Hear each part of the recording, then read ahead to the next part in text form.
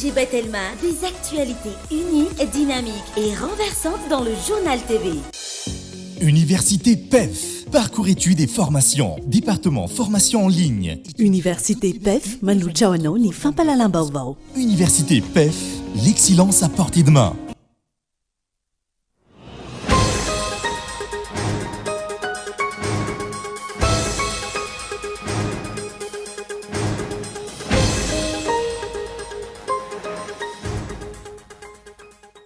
Tsy tantaratra ny fahavonona mpitondra fanjakana ampandroso ny firenena raha ny fanomezan-danja ro vondro mba hokaparitra itsinja ra-pahefana no jiriny. Andray anjara amin'ny fividianana izay isy eto amin'ny firenena ny antoko malagasy miara-miainga saingy ilaina ny fanadiovana ny kianja oram-pikambana androany. Tsy lara-pamena ho an'ny fitondram-panjakana ny sehatra ny fanabeazana sy ny fampianarana raha nijery todiky ny 5 taona ho ny vovonana izay ivondronana sekolo mahery ny 7 arivo manerana ny Madagasikara. Ny fomba nireo antakarana ao amin'ny nosy mitsio no isan'ny mahasarika ireo mpizahatany any amin'ny faritra avaratra Madagasikara tsy hitan-kilan'ny fampandrosoana entin'ny fanjakana ka ireo mponina sy ireo mpizahatany no mifametanana amin'ny fananganana foto-drafitr'asa.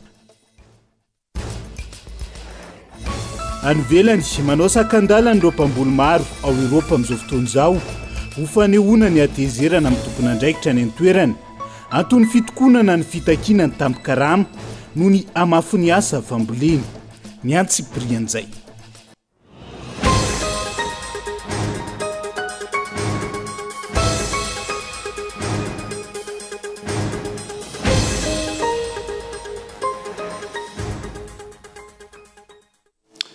Migadona ny amin'ny valora alina fotoana ny fampalalam Vaovao eto amin'ny fitalavitra Kolo atena ny araba tomboky lasy tomboky vavy manasa anao ihany koa anaraka izany avetrany dia matoa andatsoratra nondeha anokavantsika ny fampalalam Vaovao amin'ity alina ity hatraizan'ny fetrafahana milaza fa tia ampandroso any Madagasikara kanefa tsy manome asina sy lanjy ireo vondrom-bahoaka paritra itsinja ra-pahefana ampitondra izay milaza izay tiany ho tenenina momba ny foto-drafitr'asa tokony ahorina eto amin'ny tany sy ny firenena amin'izao fotoana izao ary tsy misy resaka ny any amin'ny fokotany fa saika any amin'ny distrika avokoa no hanaovana izany gaeton Andriatsilavo. Aiza ho aiza ny fahavonona ny mpitondra fanjakana malagasy ampandroso any Madagasikara raha ny zava-misy eto amintsika sy ny fomba fitantanana amin'izao fotoana no jerena. Andro maromaro aorian'ny fataperan'ny fempitom-piasany be ny tanàna sy ireo mpanolontsaina vao iny fa nandefa taratasy teny amin'ny ACC Intsay Christian nametra-panontaniana mahakasika ireo vondrom-bahoaka paritra itsinja ra-pahefana. Fanontaniana napetraka tamin'izany ny hoe mbola afaka manohy ny asany ve ireo be ny tanàna sy ireo mpanolontsaina kominaly sy munisipaly izay tapitra fempitom-piasana eo ampiandrasana ny valim-pifidianana azy ireo indray. Hatraiza ny fetra ny fahefan'ireo be ny tanàna sy ny mpanolontsaina kominaly sy munisipaly ahafana manohy ny fampandehanan-draharaha iny anivon'ireo komuna.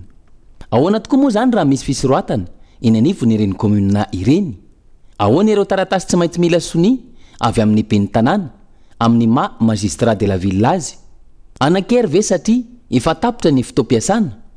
Raha ny tokony ho izy taratasy no nametraka azy ireo teo amin'ny toerany taoriny ny nahavoafidy azy ary taratasy mazava ihany koa no tokony anome alalana ny fahafahany manohy ny asany na tsia. Inona araka izany no fepetra tsy maintsy ho raisina raha iroso amin'ny fanitarana ny fempitom-piasana ireo be ny tanàna sy ny mpanolontsaina kominaly sy munisipaly ireo ny eto Madagasikara. Izay ny manatrehan'ny komuna ary mazava ny voalazan'ny lalam-panorenana amin'izao repoblika fahaefatra izao izay natao dika mitovy tamin'ny any ivelany fa ny komuna no rafitra fototra eto amin'ny firenena. Fa manahoana ireo rafitra hafa amin'ilay hoe fitsinja ra-pahefana na décentralisation? Raha mbola tsy voafidim-bahoaka mivantana ny filoam-pokotany na ny sefy-fokotany ary tendreny ministerany atitany dia tsy anisany vondrom-bahoaka itsinja ra-pahefana zany fa fanapaream-pahefana na service technique déconcentré. Araka ny lalam-panorenana ihany koa fidina ny lehibe ny faritra kanefa dia tendreny fanjakana foibe izy ireny ankehitriny. Ekena fa misy ireo mitazona ny fahefam-panjakana iny amin'ny faritra sy ny vondrom-bahoaka tsirairay avy na amin'ny fitsinja ra-pahefana na amin'ny fanapaream-pahefana saingy tsy mahavita ary tsy mahasolo ireo mitazona fahefam-panjakana foibe zany.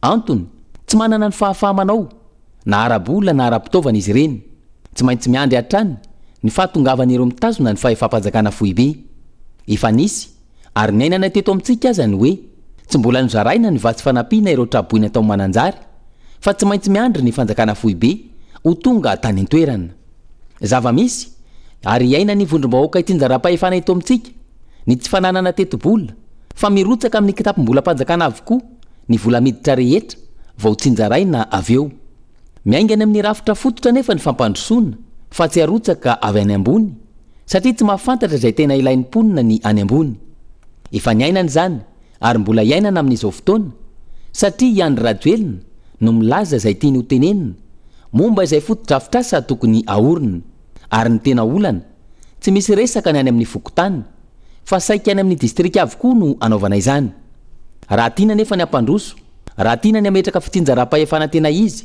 adidy tsy maintsy raisiny mpitondra ny fanomezana asina sy ny famerenana ny vondrom-bahoaka itsinjara-pahefana tena izy isiany fampandrosoana miainga aveny fotony izay ny matoan-datsoratra ny sampana fampalalam-baovao any Androany fa andray anjara amin'ny fividianana izay isy eto amin'ny firenena ny antoko malagasy miara-miainga saingy ilaina ny fanadiovana ny kianja oro-mpikambana tamin'ity Androany ity maro ny lesoka hita tamin'ny fividianana natao teto amin'ny tany sy ny firenena farany teo ka mila ny fanarenana ao anatin'izay Nela Ranevson.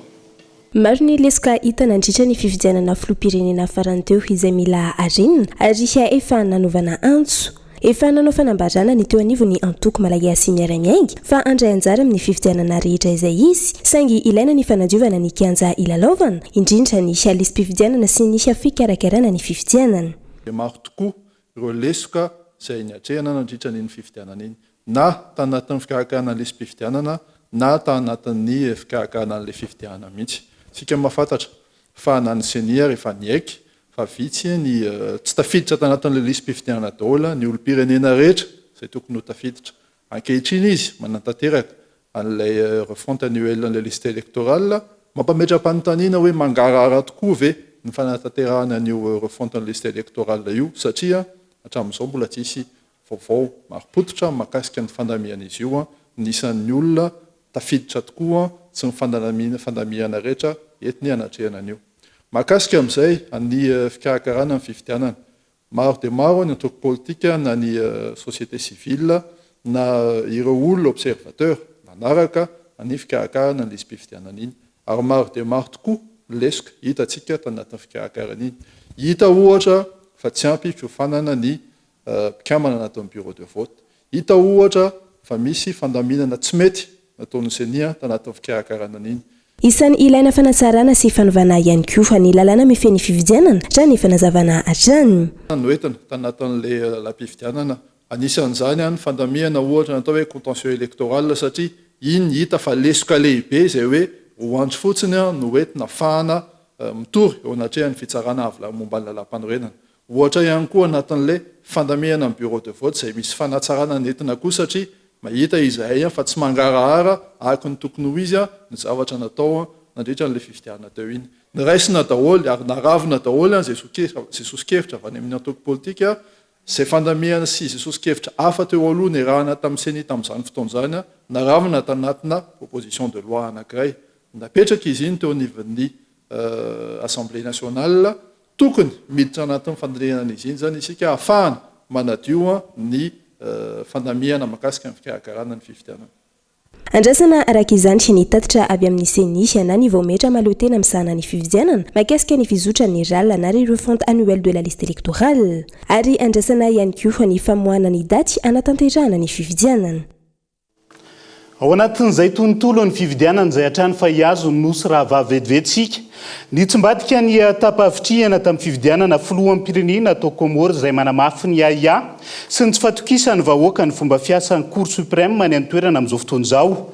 Raha tany amin'ny 900 isanjato nivadika ary tafiakatra ho 950 faingo 470 isanjato izany tapavitrihana izany ka na voafidy indray ny Azalia Somani izay nahazo 750 faingo ohatra 2 isanjato nanamafy ny fahalaniny ity filoha ity na eo aza ny fanoherana mahavaivay any antoerana amin'izao fotoana izao mahakasika ny tsy fankasitrahana ny fividianana fenoosika izay ataon'ny mpanohitra fitsimbadian'ny taremarika izay ambaran'ireo mpanara-baovao ny fividianana any an-toerana autour de magie ny zava-misy eo amin'ny Union des Comores izay tsy mifanalavitra amin'ny zava-nitranga teto Madagasikara tsy nankasitraka ny fividianana ny avy amin'ny fanoherana noho ny fitanlan'ny fitsarana sy ny mpikarakara ny fividianana maro anisany vahoaka tsy tonga ny fidy ka nabotsina ny tapavitriana ka mahatonga ny mpanohitra any Komorina ny eto Madagasikara samy tsy makatoa ny fividianana filohan'ny pirenena farany teo ary mihevitra izany ho toy ny tsy misy amin'izao fotoana izao. Ho rahantsika miandalana eo ny fivoaran'izay ary ezahana ho taterina atao anatin'ny fampahalalam-baovao. Tontolon'ny fampianarana no hanohizantsika ny fampahalalam-baovao amin'ity ala ity.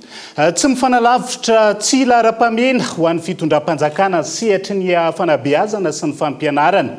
Raha ny jeritodika ny 5 taona no jerena ho ny plateforme de direction nationale de l'enseignement privé izay vondronana sekoly mahery ny 7,000 manerina nosy amin'izao fotoana izao. Porofon'izany miantso ireo malala-tanana ny ministera-pia hanampy azy ireo ary ny any ivelany indray no taitra amin'izao fotoana izao ka milaza ny hitondra ny fanampiana. Onona saina. Ny fanabeazana eto Madagasikara raha atao indray mijery ny plateforme de direction nationale de l'enseignement privé izay vondronana sekoly mahery ny 7,000 manerana nosy.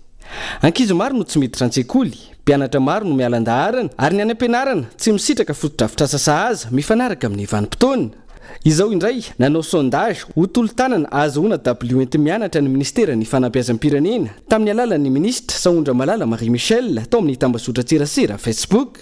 Vonina ve ianao anome W ray isan-taona ho an'ireo mpianatra? Io ny fanontaniana napetraka tamin'izany ka 750 isan-jato nanao tsy hitondra fanampiana satria andraikitry ny fanjakana izany efa nandohetra isan-karazany ny vahoaka efa mahazo aba sy hetra samihafa amin'ireo orinasa ny fanjakana mahazo vola amin'ireo entana miditra sy mivoaka ny Madagasikara eo ihany koa ny solika manana fidiram-bola isan-karazany sy mahazo famatsiam-bola antapitrisany avy amin'ireo mpiara-mombonantoka ka andraikitry ny fanjakana feno izany W izany tamberina andraikitra ho an'ny vahoaka araka ny fanio-kevitra ireo tao amin'ny tambazotra-tserasera. Manamafy izany ny eo anivon'ny délégation nationale des écoles libres de Madagascar izay vondronana sekoly miisa 450 manerana nosy. Voaporofo izao fa tsy laharam-pameha ny fitondram-panjakana ny sehatry ny fanabeazana raha ny fanio-kevitra. Anazy mivantana ny maha-laharam-pamehana fanabeazana tokony efa ao anatin'ny teti-bolan'ny ministera ny resaka fampitaovana an'izay sekoly ahoriny. Noho izany sarotra ihany mieritreritra hoe mbola ila tolo-tanana avy aty amin'ireo atao hoe mpanjifa raha ny ray aman-dreny fotsiny no resahana izay vao afaka anao fampitaovana an'ireo le sekoly izy. Faharoa manaraka an'izay raha ho an'ireo le olona izay mampiana-janaka sy tokony andraikitra aty amin'ny sekoly tsy miankina efa tsy nahazo fanampiana mihitsy izahay. Tsy mba nisy mpijery mihitsy nandritra ny fahasairanana nanomboka tamin'ireny fihiboany ireny izay 0 ariary tsy nahazo fanampiana izahay ka sarotra ho anay ny entana olona hoe manaova tsipaipaika ho an'ny sekolim-panjakana fa ny aty aminay aza efa manahirana ary efa miatra manaina ny fahasairanana ny ray aman-dreny vokatry ny fiakarana vidim-piainana. Nahoana no efa 3 taona izay no tsy nisy ny conseil national de l'éducation izay sehatra ionan'ny mpiatsehatra rehetra mikasika ny fanabeazana na vatana na akolaka. Ny fanabeazana no fitaovana matanjaka indrindra anovana izao tontolo izao hoy Nelson Mandela. Rehefa mahay manana fahalalana ny vahoaka mora kokoa ny mizotra makany amin'ny fampandrosoana ny firenena. Saingy eto amintsika tsy araka izany ho hatrany ireo mpisehatra amin'ny fanabeazana fa tao terena izay fampandrosoana izay.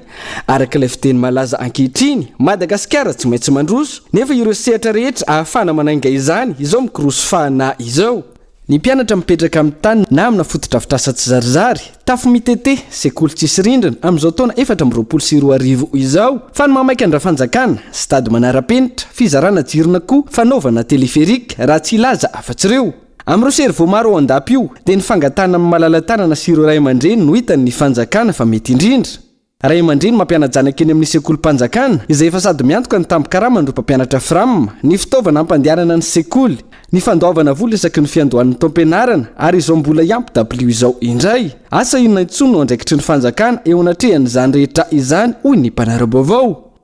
Ny fianarana ny lova tsara indrindra hoy ny fomba fiteny fa ny fanjakana izay toa tsy taitra tsy rototra nefa efa manakoako maneran-tany fa ny 970 ny mpianatra malagasy eo amin'ny 9 ka hatramin'ny 10 taonany no tsy afaka mamaky andininy tsotra na efa mamarana ny fianarana ambaratonga fototra azy. Fanampin'izay latsaky ny 400 ny mpampianatra ambaratonga fototra ihany no manana fahalalana fototra momba ny fampianarana ankizy sy ny momba ny taranjam-pianarany ary tsy misitraka fanohanana avy amin'ny fanjakana ireo izay tatitry ny banky iraisam-pirenena. Ambany ihany koa ny tampahaizan'ny ankizy malagasy mamaky teny sy manao kady tsotsotra eny anivon'ny sekoly ambaratonga fototra hoy ny tale jeneraly ny USAID Madagascar Michel Russell. Ny USAID izay ampolo taonany nampiato ny fanohanana ny Etazonia ny sehatry ny fanabeazana teto Madagasikara ary zao ny verina izao. Misy ny tetikasa lova maharitra 5 taona ary vola mitetina $10,000 ho fanatsarana ny fampianarana mamaky teny sy manoratra manisy ary mitondra teny eny anivon'ny fiarahamonina ho an'ny mpianatra miisa 5,900 any amin'ireo sekoly ambaratonga fototra miisa 500 mba ho fampivoarana ny mpampianatra miisa 500 ihany koa ho matianina ary mba hanatsarana ny vokatry ny fianarana any amin'ny faritra atsimo sy atsimo atsinanan'ny nosy. Resy lahatra ny firenendehibe fa ny fampianarana ny fitaovam-piadiana tsara indrindra ampandrosoana ny firenena. Itsakilany raha ny angom-baovao natao efa manomana ireo ray aman-dreny sy tompony andraikitrisany tokony miankina sy tsy miankina amin'ny fanjakana indray ny sisko sy ireo raha fampianarana isany ambaratongany fa itsy ny vola aloha ahafahana manatanteraka sy mampiodina araka ny tokony ho izy ireo fanadina-mpanjakana manomboka amin'ny CEPE.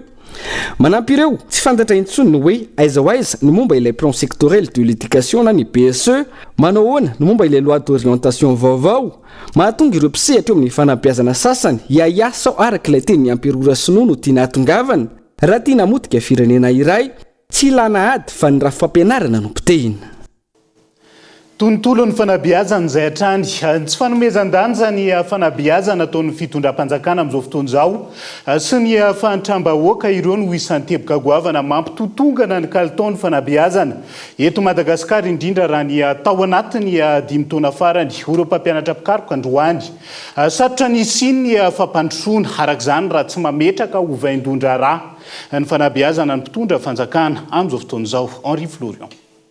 Manao ahoana ny kalitaon'ny fanabeazana eto Madagasikara ankehitriny izany no fanontaniana mipetraka ambavany maro raha ny tontolon'ny fanabeazana no doresahana ankoatrany tsy fanomezan-danja ny lafin'ny fanabeazana ataon'ny mpitondra fanjakana manampitrotraka ny fiainan'ny kalitaon'ny fampianarana ihany koa ny fahasahiranana izay ienany voaka malagasy maro ankehitriny raha ny nambaran'ireo mpampianatra pikaroka nanaovana fanadidina tamin'ity androany ity antoka ho an'ny kalitaon'ny fanabeazana ny fifehezan'ny mpanabe ny asany sy ny fanomezan-danja ny lafin'ny fanabeazana ataon'ny mpitondra fanjakana maefa. Nantany anao teo hoe nandrisan'ny 9 taona 7 taona nakaty tena hita ny endanja mihitsy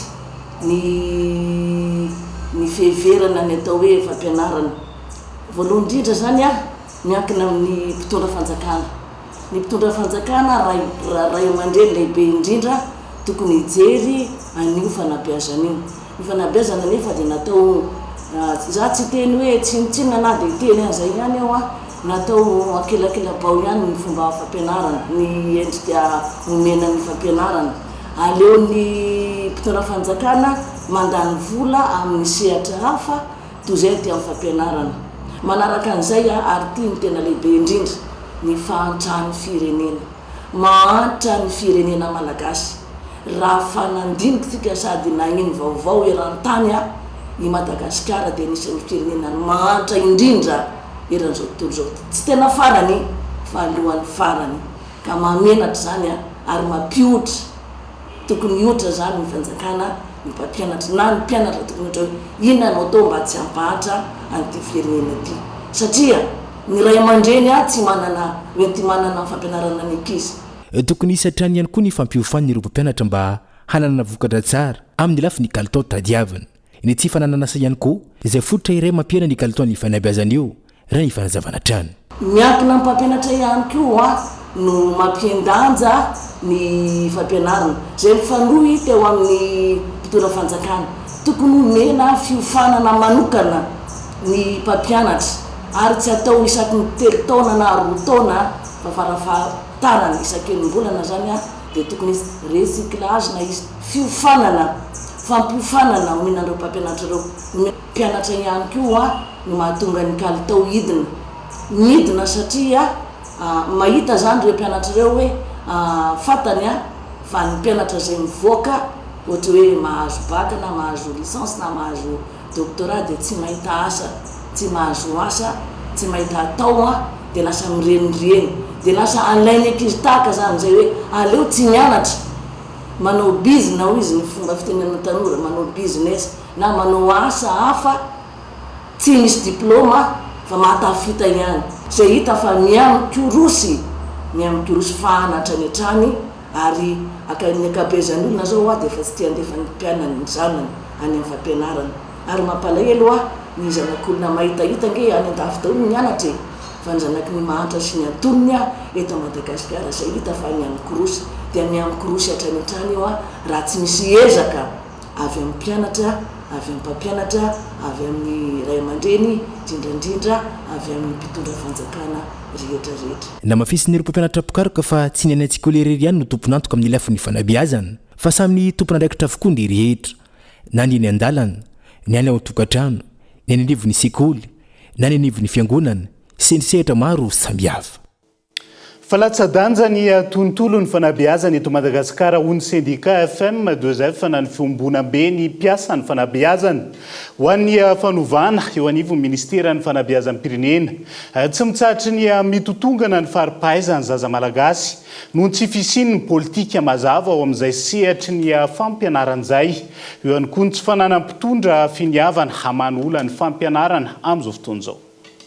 Tsy mitsahatra mitotongana sy mikorosy fana hatrany ny faripahaizany zaza malagasy raha ny zava-misy tao anatin'izay 5 taona lasa izay ho ny syndicat FM2F na ny fiombonam-be ny mpiasa ny fanabeazana ho an'ny fanovana eo anivon'ny ministera ny fanabeazam-pirenena androany raha nitatitra avy eo anivon'ny banky iraisam-pirenena tsy mahay mamaky fehezanteny iray ara-dalàna avokoa ny 990 ny mpianatra malagasy eo anivon'ny ambaratonga foto ao anatin'ny salataona 4 hatramin'ny 10 taona.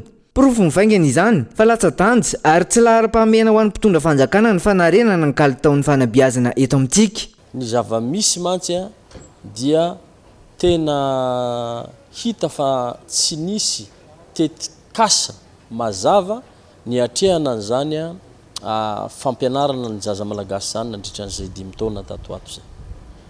Eo ihany koa ireo tsy fahampiana zay manjo ny mpampianatra ny piasan'ny ministera amin'ny ankapobeny na personnel administratif zany na personnel enseignant tsy ampy ny oetimanana ny karama ny tena iresahana dia manantena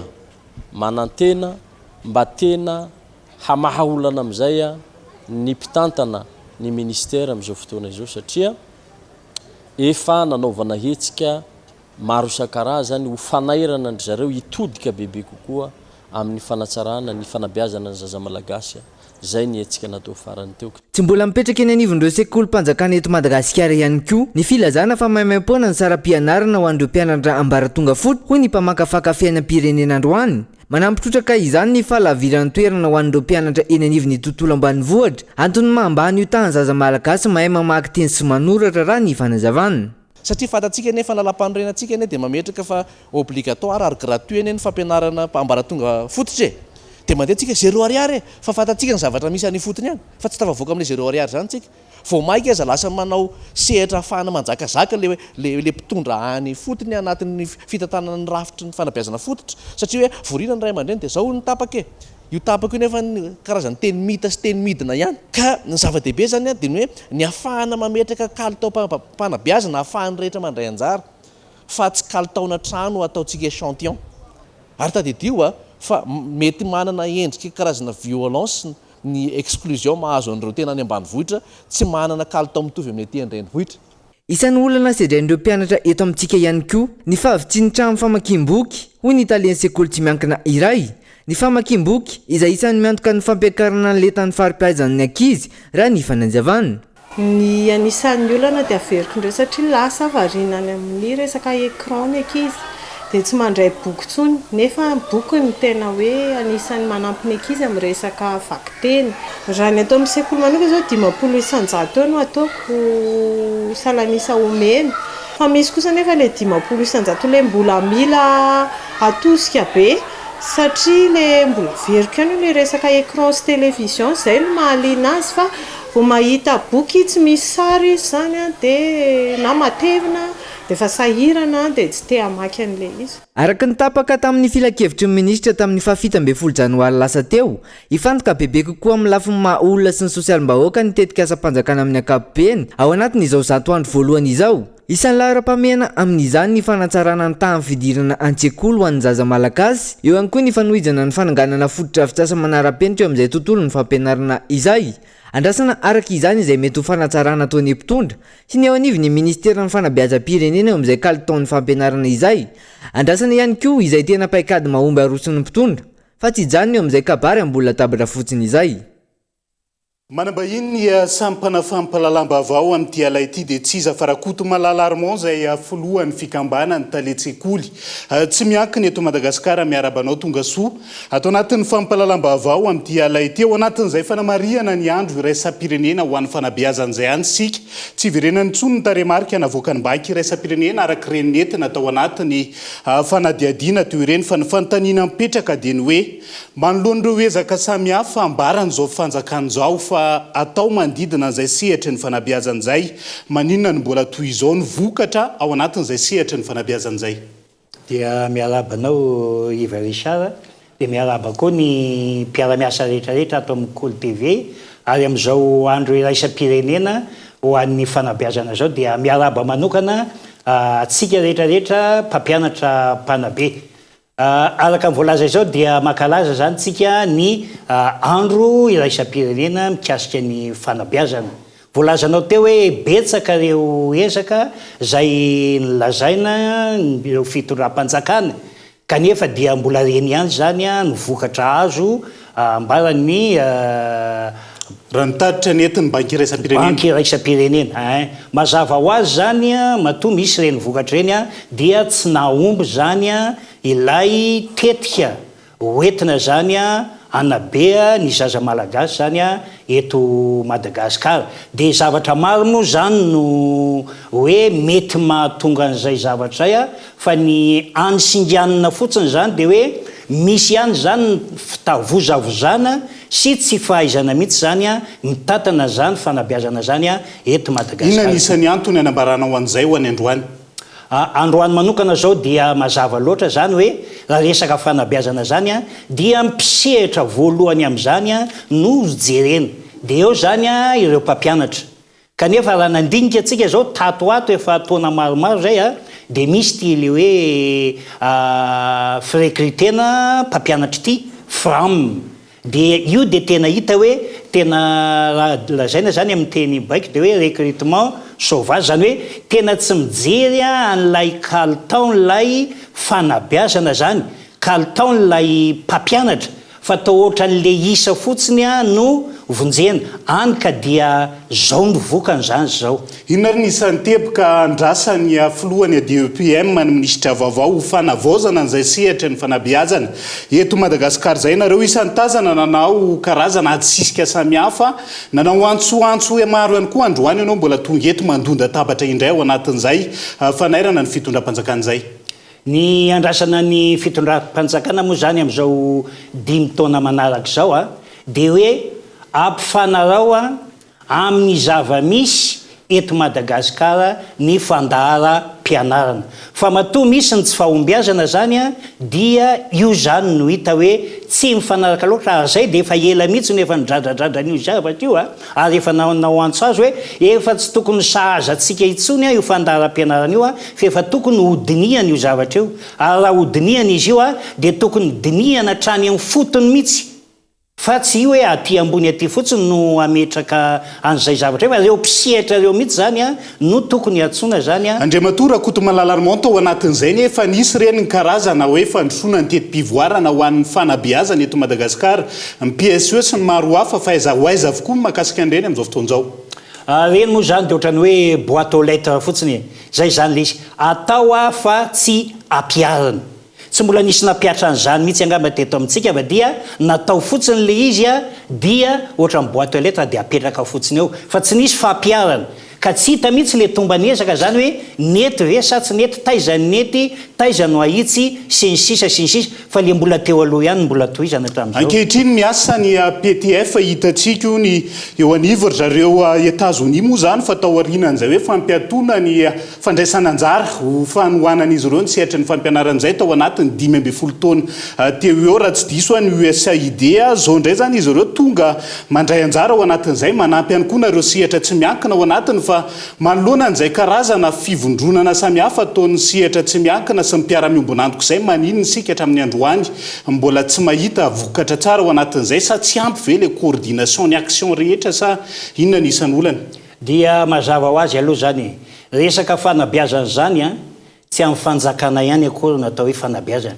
fa indrindra reto sekoly tsy miakany reto zay atao hoe maro anisy angamby izy zany kanefa reo dia tena tsy hisy mpijery ireo ary tsy misy mihitsy fa atao hoe fanampiana na fijerena manokana zany andreo sekoly tsy miakan'ireo ka eo zany dia efa misy zany ny fahasamihafana zany hoe tsy mifandraika tsara fa dia saika ohatra mifanjakana ihany zany ny mahazobahana fa ny école privé dia ohatra ny eny anjorondamby eny ihany. Ankasitrahany ianao Rakoto Malalarmon zay filohan'ny fikambanany talentsaikoly tsy miankina eto Madagasikara tao anatiny zay fanampanazavana dia izay ihany koa no antsika misendry vetivety ao anaty dokafohy ny trangam-piarahamonina tany Ankazobe olona ray lavony dalo ary telo lasa takalonaina hitsidika ny nosy mitsio ihany koa tsika sy ny fomba nireo antakarana ny antoerana hapahany amin'ny fanadihadiana sy vaovao misongadina mbola hoentina aminao rehefa avy eo aoriana ny doka no anarahantsika izay mandrapitafa vetivety ary.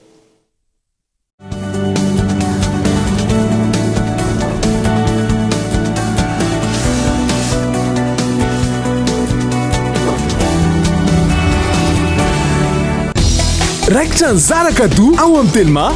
Zarakado miaraka amin'ny finday Telma anomanana no avy fianam-bidy-goavana amin'ny iField Prime sy S Prime miampy bonus méga isurfena amin'ny fotoana rehetra.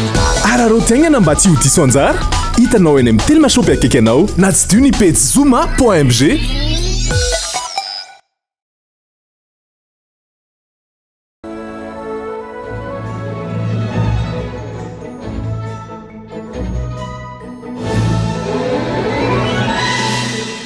Teo ny andohan'ny Coty-beurre sy ny Coty-lait izay mbola ankafiziny rehetra hatramin'izao na ny lehibe.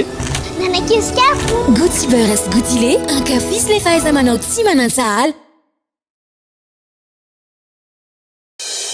Université PEF, parcours études et formations, département formation en ligne, étudiez en toute liberté où que vous soyez. Rejoignez notre programme de formation 100% en ligne pour décrocher des diplômes habilités par l'État, licence et master, regroupement en ligne avec interaction, cursus adapté à la situation des travailleurs en quête de promotion professionnelle ou de reclassement au niveau de la fonction publique. Équipe pédagogique dynamique pour assurer les mentions de votre choix. Informatique, option administration réseau, génie logiciel et base de données, management et administration des affaires, option finance et comptabilité, entrepreneuriat, droit, diplomatie et relations internationales, option droit public, droit privé, diplomatie et relations internationales. Rejoignez notre programme de formation 100% en ligne, Université PEF, l'excellence à portée de main. Contact 038 45 085 85 020 85 085 85.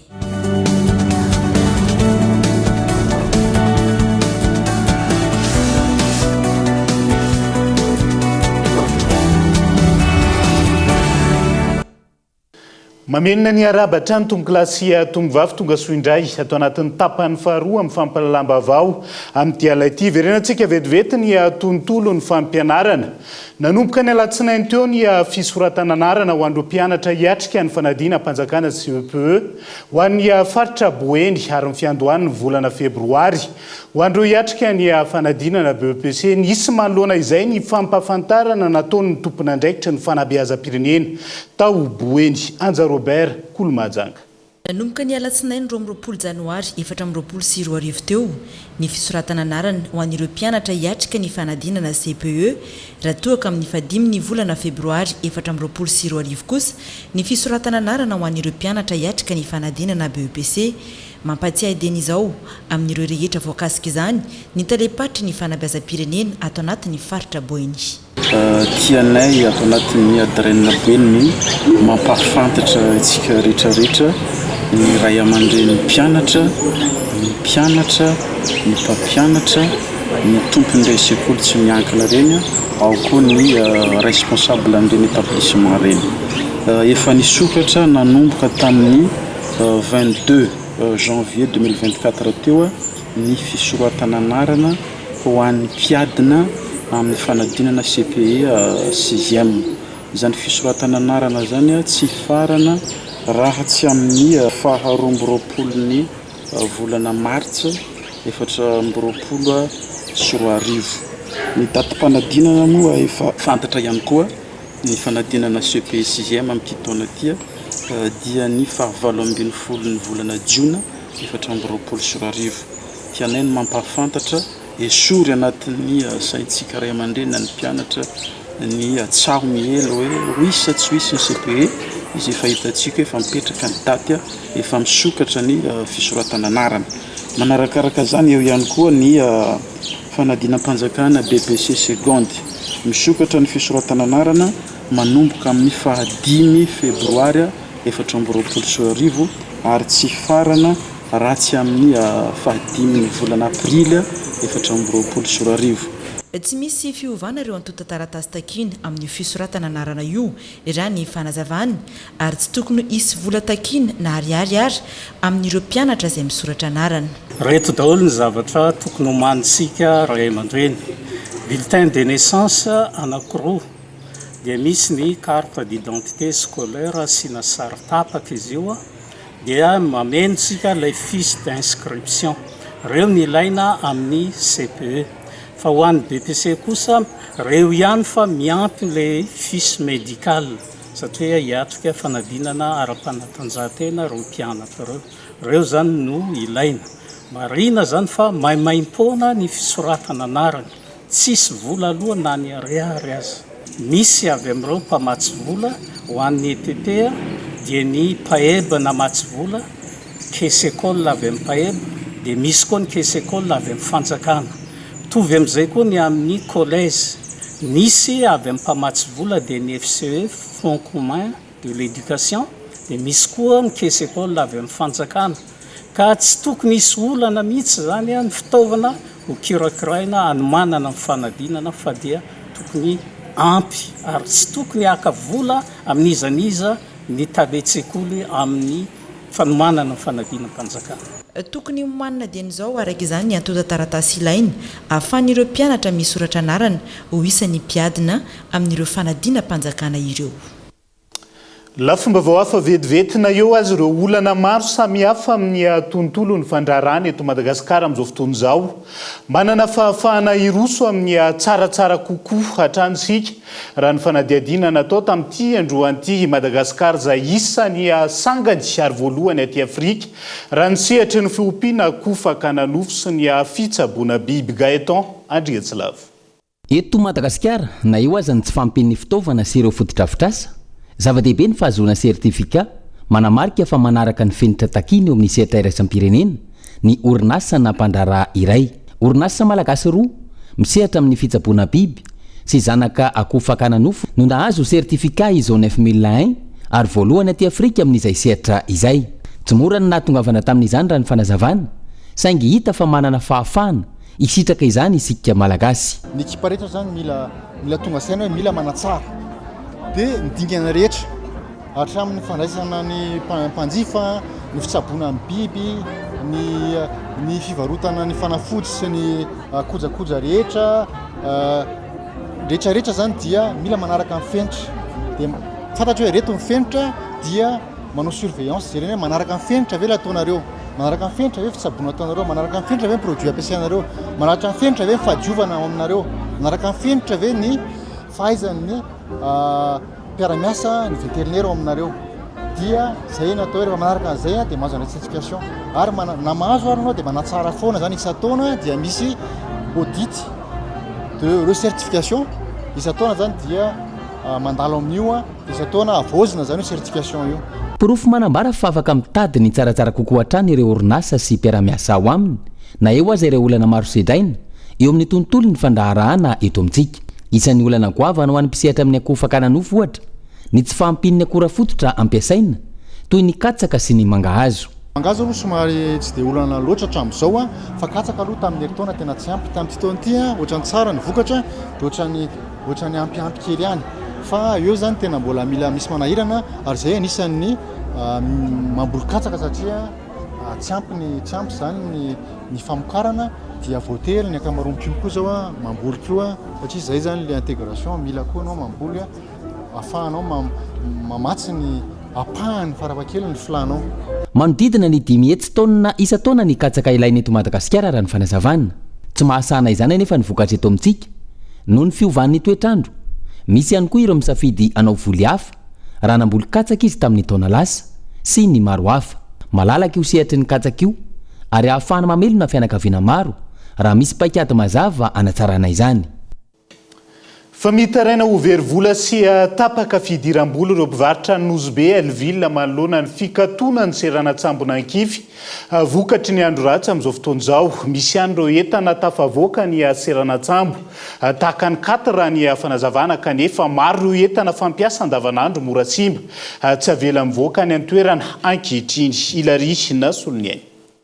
Entana manodidina ny rombo 30 taonina no mihitsika ao amin'ny seranantsambo ny ankify taoriany ny fanambakevitry ny tompony andraikitra ny amin'ny nanakatoana ny seranantsambo vokatry ny andro ratsy. Mitaraina noho izany ireo mpivarotra entana noho ny tsy fahafahan'izy ireo manao ny asany. Eo ihany koa ny fahasimbany ireo vokatra samihafa tahaka ny legioma izay miteraka fa tiantoka ho azy ireo. Miasanareo fanjakana mba zahava anareo le entana eo ankifinao fa sisy zavatra indraisina na ely 32 tonnes zay le tomate eo sy ny légumes total légumes jiaby 32 tonnes Nosbe sisy raisinao zao ty ankifinao. Mba miasa anareo fanjakana mba mandresa ndraikitra anareo mba magnampy anay fa naty tatyma zany le mpandafy légumes bazary ato. Nefa ny 5 jours tavela hagny montrake vola jiaby maty. Zay mba mangataka mba misy raha mandeha mba mitondra hentana anay. Zay he maty vola. Neze lata kifino ni alakalata iri nyaka tatari. Legume ne kamdi to bikanyo jakta velo malahil zay vola ne bat. Bumagat na loro mana paifara de mo dia vola dali ande legume. Kumarat zay vola jam mat right semiandu ako tu bohe vola ne jafa mat ya in kayam du tubni mat vola ne zay malahil vola legume sana nan zankale sisanga fane tone sisanga vola vinte de vola jafa mat ya dina katane no mana paifara. Miakabidy avokoa araka izany ireo legioma isan-karazany vokatry ity fikatoana ny seranantsambo ity ihany. Sempre ati bazari, famiglia anelli, tabella, anche misy semeni. Zay mangataka aminareo mpagnano-panjakana, mbo zay mba mangataka entinanay tabella rifa ny semeni. Ke izy semeni io, katy ndraiky mahazo miditra aminay aty fa fiainana andavanandro, tsy mahazo miditra zay ndraiky tsy manetsy katy. Fa entana ny mboka tainay mboka avy aty. Io amizay entana io avy aty koa samby mandeha mangala izy 10,000 isaka kesika io dokera ifene io automobile baka amporo ifene nefa oro raha baka Tananarivo any fa ifene tomate kesika raiky zay mangala 550,000 175,000 tomobile nany baka avy ankify nefa tomate izy io fa isemeny legume jiaby tabela. Ke zay mangataka aminareo fa mpanapanjakana mba hitsonjovanareo zay efa zay avy ny entinanay manjary tafanonga ohatra agnatin'ny bazary ty ato. Miantso ny tompony andraikitra hitady vahaolana faran'izay aingana mahakasika ny tokony hamoahana ny entana araka izany ireo mpivarotra mivelona amin'izany ao Nosbe Elville. Tokony hojerena ihany koa raha ny fanazavana hatrany ny mahakasika ny fitany lana amin'ny famoahana ireo entana sy ny kolokolo ao ambadika izany ka mahatonga ireo mpitondra sambo manararoatra sy manao izay tiany atao. Iverina vetivety any Mahajanga sika ao anatin'ity vaovao manaraka ity. Nanao sitinina ny lanja Sorabavety, naneo ny tsy fankasitrahany ny famidirana ponja ilay mpitsara. Lalao basketball tao Mahajanga ireo vondry ny ligy ara-panatanjahantena maro tao an-toerana. Disadisanisy teo amina filohana kluba iray sy ity mpitsara nandritra ny lalao ny faraparany volana Desambra teo ity. No isan'ny antony famidirana ponja ka nitarika ny fitakiana raha ny fanazavana Anja Robert Kolo Mahajanga.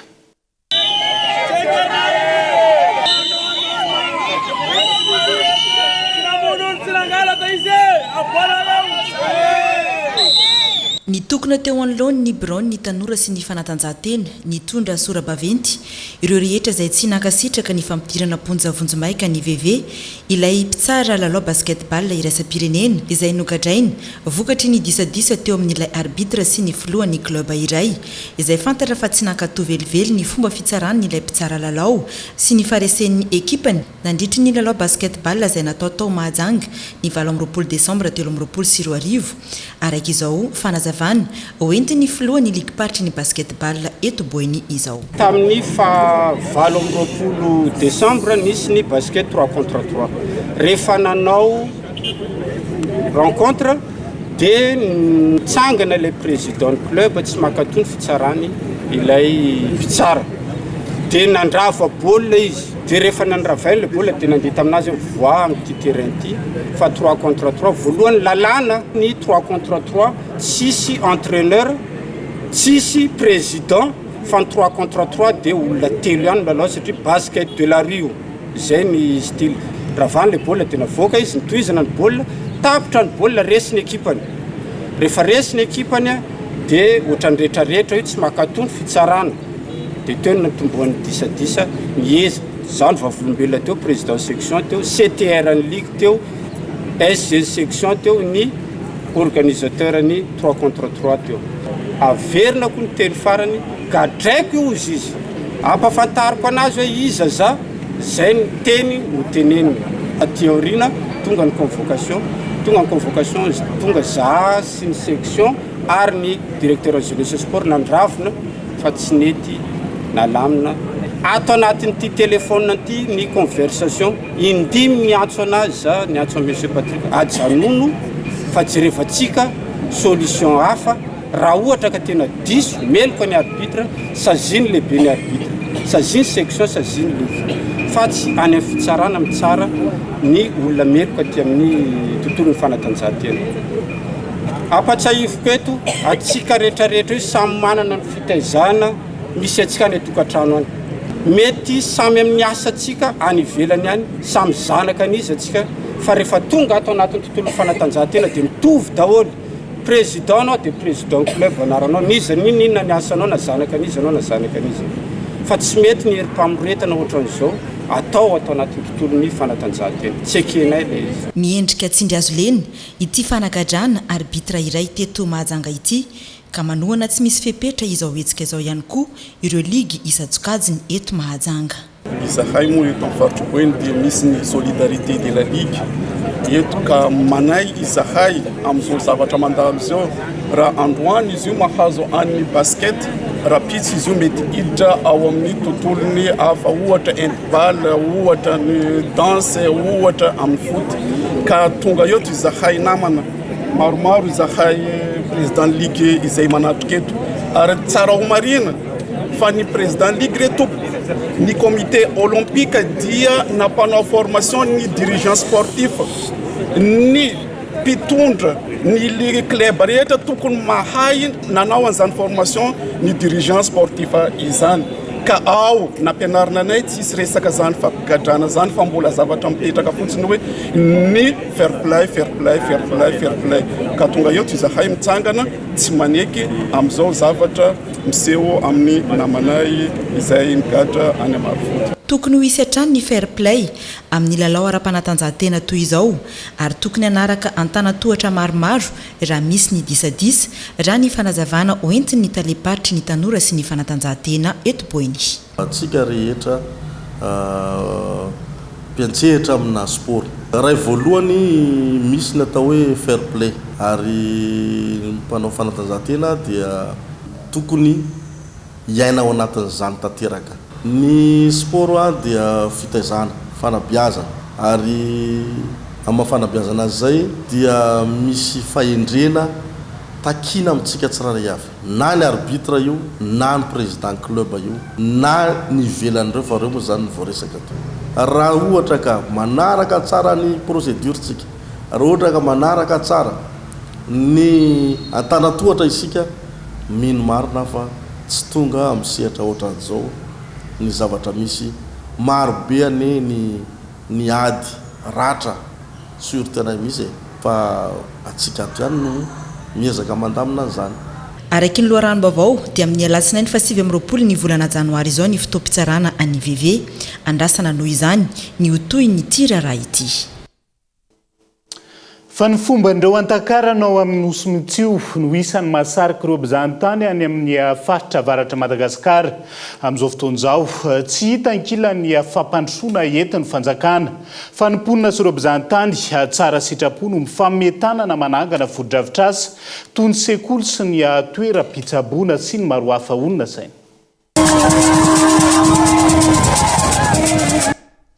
Nosy mitsio any avaratra andrefan'ny Madagasikara no misy azy ao amin'ny lakan-drano ny Mozambika anelanela ny Antsiranana sy Nosy. Raha ny torapasika sy ny firafitry ny tanàna no mahasarika mpizahatany amin'ireo faritra manodidina azy, ny kolotsaina sy ny fomban-drazan'ny mponina kosa no mahaliana ny vahiny eto amin'ny Nosy mitsio indrindra amin'ny fotoanan'ny fandrona.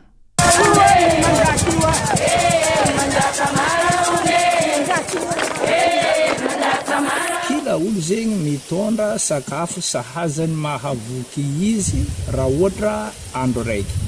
Raha ohatra 2 andro tsy maintsy mampiboaka sakafo na 2 andro isaka ny lakoziny n'olo tsirairay zay olo mitondra tegna jiaby efa mamelogno janaka amin'ny vato. Hoe le titre mitondra hoe mahanosy mitsio na nosy mitsio hoe ibongo io.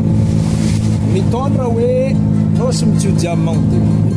Ity tany nosy mitsio ity zegny karazagna tany nagnavotro fanjakan'ny antakaragna tamin'ny ady zay nisy tamin'ny adipoko tamin'ny andra taloha be tay no ny filifasandro nagnariary tany rango bakay ndraiky taty zegny ny farany tampitry teo zegny ny ady tsy iseky ny toy ny ady tsy iseky nagnenjiky fanjakan'ny antakaragna ke lasa hoe izy taty zegny nataony mpanjakany antakaragna toeragna nagnavotro ka tsy maintsy aty zegny agnanovagna le fomba koa fa fomba maventy indrindra zegny fananganagna saigny. Manana tantara sy fomba afakely ny mponinao izay antakarana no anarany. Avy amin'ny fisindreo tsingy maranitra antsoina hoe arana no nahatonga io anarana io hoy ireo mpaitantara. Isan'ny avany ihany koa ny hoe ny lehilahy no manao ny asa rehetra rehefa fety sy fotoan-dehibe.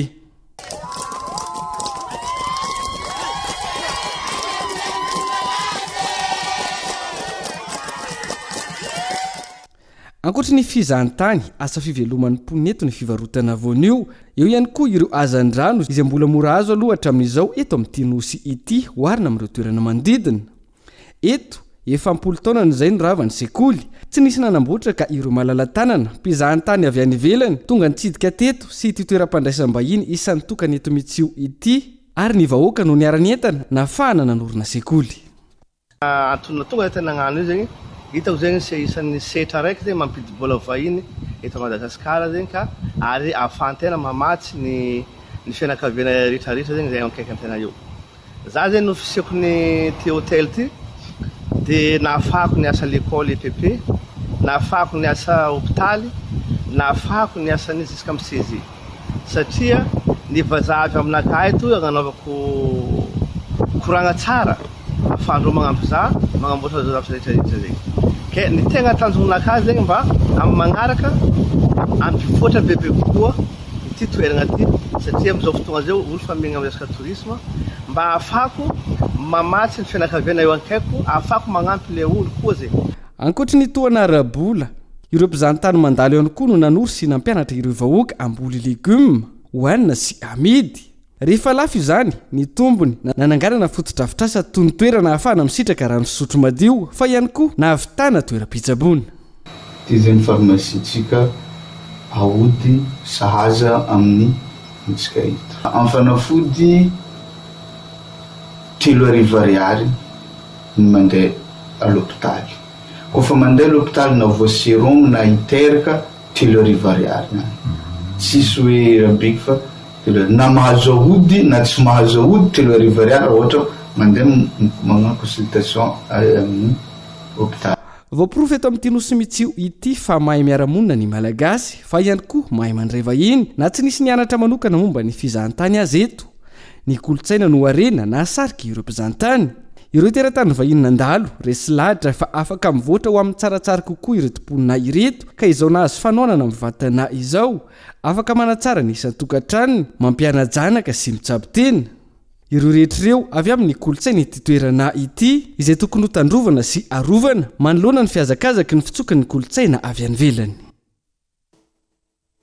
fa olona iray no lavindalo ary telo hafa lasa takalonaina nandritra ny fanafiana tany amin'ny commune Talatangavo district Anakazobe omaly talata fa 7 janoary ndrevitra nandritra ny 30 minitra teo ny basy raha ny fampitambavao ka nisy ireo olona hafa naratra ihany koa nandritra izay Silarina Soloniay mandrendrirana antsy efa mambolana maro izao ireo mponina any amin'ny district Anakazobe matetipitranga ny fanafian-dalo mirongo fitaovam-piadiana mahery vaika izay sady mamona avetrany no mitondra takalonaina taorian'ny fanafiana atao amin'ny commune Andranomihely ny 7 ny volana janoary teo izay nahafaty ny ben'ny tanàna tany Antoerana dalo manodidina ny 20 indray no nandravarava atao amin'ny commune Talatangavo ao anatin'ny district Anakazobe ihany omaly vokany olona iray no namony ainy roa naratra mafy ary telo hafa lasa takalonaina ka tovovavy 12 taona ny iray ary mpianakaviana 10 taona ny roa araka ny fampitam-baovao anjakazakany ny dahalo amin'ny district Anakazobe tato anatin'ny volana maro ny fanesy izao efa nisy ny fampandrian-tany nataony teo anivony mpitandro ny filaminana ary isan'ny fepetra ny raisy natao anatin'izao ihany koa ny fanoloana ny lehiben'ny distrika sy ny lehiben'ny gendarmerie any Antoerana saingy tsy nahitam-boka ny hatreto isan'ny olana goavana sedrain'ireo tompon'andraikitra samihafa ao amin'ity distrika ity ny tsy fampiny fitaovana raha ny fampitam-baovao ihany andrasana indray araka izany ny fandraisana andraikitra ao anatin'izao fanafiana goavana izao ny angidim-by no efa fantatra fa efa ny Antoerana amin'izao fotoana tsy mbola voditra kosa hatramin'ny androany ireo takalonaina ka andrasana ny toyiny dia izay ihany koa no entina miampita ao anatin'ny maresaka iraisan'ny pirenena nanao sakandalany ireo mpamboly maro tany Eropa ho fanehoany ny atezerana amin'ny tompon'andraikitra ny Antoerana amin'izao fotoan'izao antony fitokonana ny fitakiana ny tampikarama no ny amafy ny asa mandidina ny fambolena androany mandidina ny 70 ireo fangatahana izay ho atolotry ny sendikany mpamboly any Antoerana ny tokona teo amin'ny lalana tao Bayona ireo mpamboly maro avy ao Eropa nanomboka omaly alina